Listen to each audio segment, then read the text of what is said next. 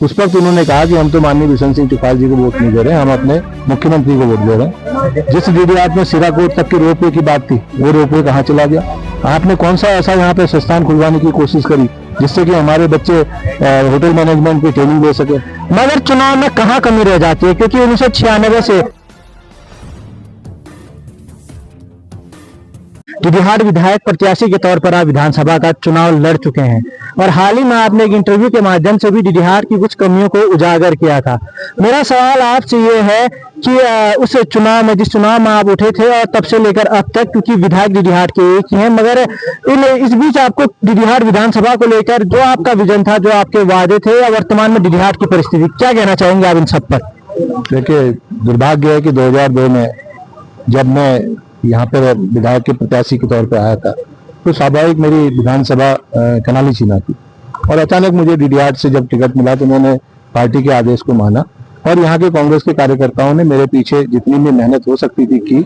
लेकिन उस वक्त माननीय भगत सिंह कोश्यारी जी हमारे क्षेत्र से बगल में कपकोट से बतौर मुख्यमंत्री का चुनाव लड़ रहे थे और मैं बहुत जगह गया, कुंगराओं में और तल्ला जोहार के इलाकों में। उस वक्त उन्होंने कहा कि हम तो माननीय बिशन सिंह चुफाल जी को वोट नहीं दे रहे, हम अपने मुख्यमंत्री को वोट दे रहे हैं। और मैं भी यहाँ से प्रत्याशी था, घनश्याम जोशी जी भी थे, आवाज घनश्याम जोशी जी के भी पक्ष में थी, लेकिन दुर्भाग्य से कपकोट का चुनाव हम दोनों को डीडीहाट में हरा गया। और इस वो तो 1996 से विधायक हैं। आप ये बताइए, जैसा डीडीहाट खुशहाल था, क्या मैं यहाँ डीडीहाट के लोगों से पूछना चाहता हूँ, क्या वो खुशहाली 1996 से लेकर के आज 2026 में आई या कम हुई? जितना पलायन इस 29 वर्षों में हुआ है उतना मुझे याद नहीं है मेरे जीवन में कि कभी इतना पलायन हुआ हो। मैं माननीय बिशन सिंह चुफाल जी से पूछना चाहता हूँ, बार बार उन्होंने डीडीहाट जिले का झुंझुना थमाया। मैंने पिछले इंटरव्यू में भी कहा था कि जिले की बात तो आप करते हैं लेकिन उसकी सीमाएं नहीं बताते, लोगों को मूर्ख बनाने का काम करते हैं। तीसरा, इस करीब 28-29 साल में उनको विधायक निधि के तौर पर करीब 1 अरब रुपया उनको मिला होगा। अब जब कितना मिला है तो मैंने करीब लगभग 90 करोड़ से 1 अरब के बीच होगा। आप बताइए ना कहाँ पे उन्होंने विकास किया? जिस डीडीहाट में साहसिक पर्यटन केंद्र की बात हुई थी वो कहाँ गया? जिस डीडीहाट में सिराकोट तक की रोपवे की बात थी वो रोपवे कहाँ चला गया? आज डीडीहाट नगर के अंदर लोगों की समस्या, भूमि की समस्याएं हैं। बहुत लोगों के मकान वो सरकारी भूमि पर बने हुए हैं। इन्होंने विधानसभा में, इनकी सरकार, वो एक मंत्री गए, इन्होंने उन लोगों को मालिकाना हक दिलाने का कब प्रयास किया? एक ही मुद्दे नहीं है। अगर आप मुझसे समय देंगे तो इस विधानसभा क्षेत्र में इतने ज्यादा ज्वलंत मुद्दे हैं जिनको जनता के बीच में रखना हमारा कर्तव्य भी है और हमारी ड्यूटी भी बनती है कि लोगों को पता चले कि आखिर हमारे विधायक, वो मेरे विधायक है, मैं इसी विधानसभा क्षेत्र का रहने वाला हूँ, मेरे विधायक है, मुझे पूरा पूछने का उनको अधिकार है।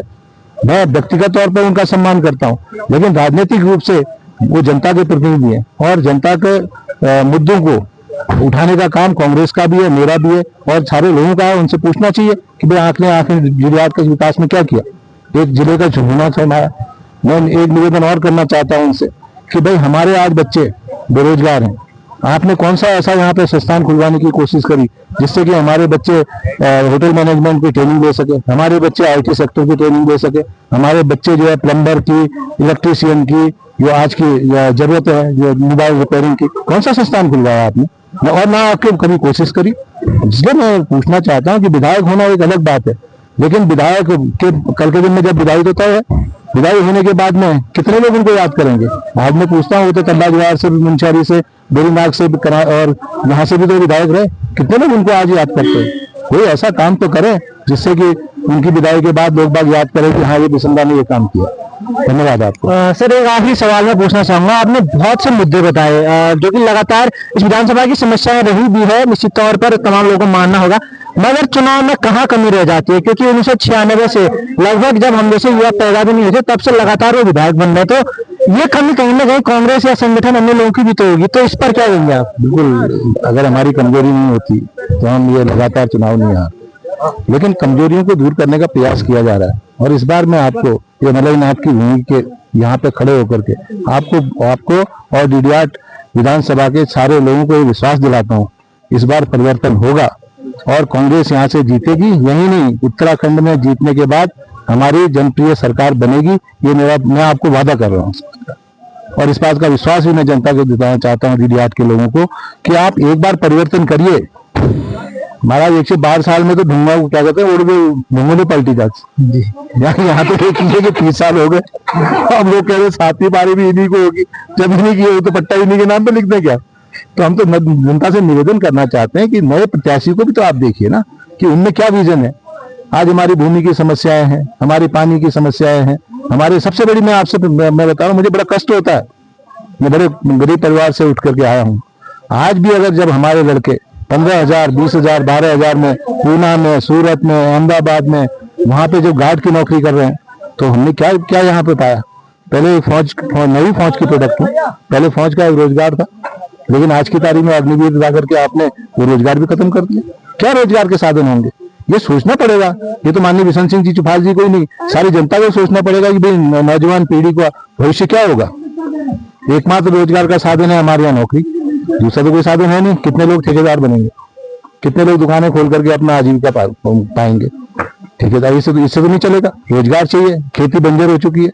हमने विधायक जी से मैं पूछना चाहता हूँ कि भैया आप तो इतने बड़े बड़े मंत्री रहे हैं, आपने जनता को कब प्रेरित किया कि बंजर भूमि पे अगर एक चीज है कि चलिए मड़ुआ और धान और गेहूं नहीं होता है, तो आप एक काम तो करिए कि भैया तेज पत्ता लगाइए, आप क्या हल्दी लगाइए, आप अदरक लगाइए, जो कि कैश क्रॉप से आज लोग कर रहे हैं। लेकिन नहीं, खाली विधायक निधि बांट करके 29 साल तक राज कर गए। अब भगवान जाने आगे मलयनाथ की क्या कृपा रहती है, ये मैं नहीं कह सकता। बिल्कुल, ये थे रमेश कापली जी, जो पूर्व में विधानसभा का चुनाव लड़े हैं। ये एक बहुत कम समय में, सीमित समय में हुई वार्ता थी, और जल्द ही मैं चाहूंगा कि सर आप हमारे चैनल के माध्यम से एक पूरा जो पॉडकास्ट सीरीज है वो हम लोग करेंगे, और उसमें निश्चित तौर पर खुलकर बातें होंगी। बहुत बहुत धन्यवाद सर आपका। नहीं, आपको भी, आपके चैनल को भी, आपके साथियों को भी और दर्शक साथियों को भी धन्यवाद। जय हिंद, जय भारत।